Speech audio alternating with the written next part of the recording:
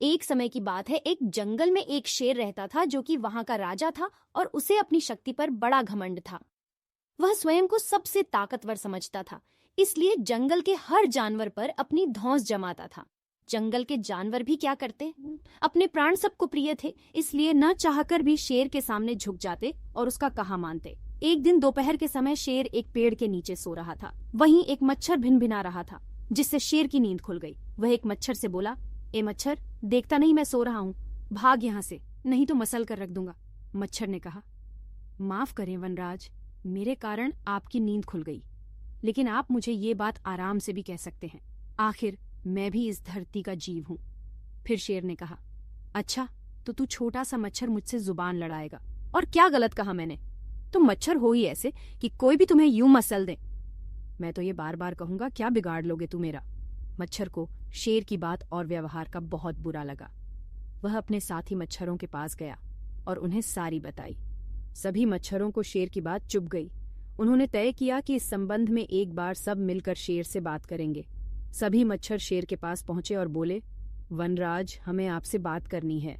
शेर ने कहा, जल्दी बोलो, मुझे तुम जैसों से बात करने की फुर्सत नहीं है। मच्छर बोले, वनराज, आप होंगे बहुत शक्तिशाली, लेकिन इसका अर्थ ये नहीं है कि आप अन्य जीवों और प्राणियों का मजाक उड़ाएं या उन्हें नीचा दिखाएं।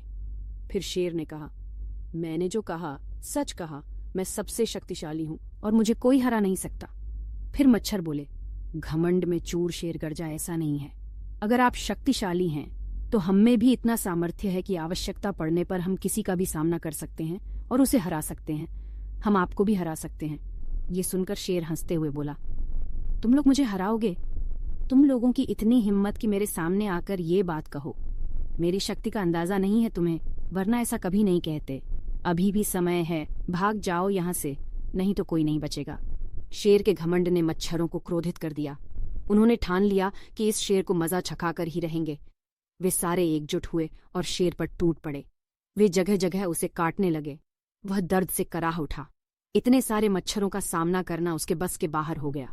वह दर्द से चीखता हुआ वहां से भागा, लेकिन मच्छरों ने उसका पीछा नहीं छोड़ा। वह जहां भी जाता वे भी उसके पीछे जाते और उसे काटते। आखिरकार शेर को झुकना पड़ा। उसने हार मान ली। वह मच्छरों के सामने गिड़गिड़ाने लगा, मुझे बख्श दो, मुझसे गलती हो गई, जो मैंने तुम्हें तुच्छ समझकर तुम्हारा मजाक उड़ाया और तुमसे बुरा व्यवहार किया। आज तुमने मेरा घमंड तोड़ दिया है। अब मैं कभी किसी को नीचा नहीं दिखाऊंगा। मच्छरों ने शेर को सबक सिखा दिया था, इसलिए उन्होंने उसे काटना बंद कर दिया। फिर मच्छर बोले, घमंडी का घमंड कभी न कभी अवश्य टूटता है। आज तुम्हारा टूटा है, घमंड करना छोड़ दो, वरना एक दिन ये तुम्हें ले डूबेगा। और कभी किसी प्राणी को नीचा मत समझो, हर किसी का अपना सामर्थ्य और शक्ति होती है। और फिर से वहां से भाग गया।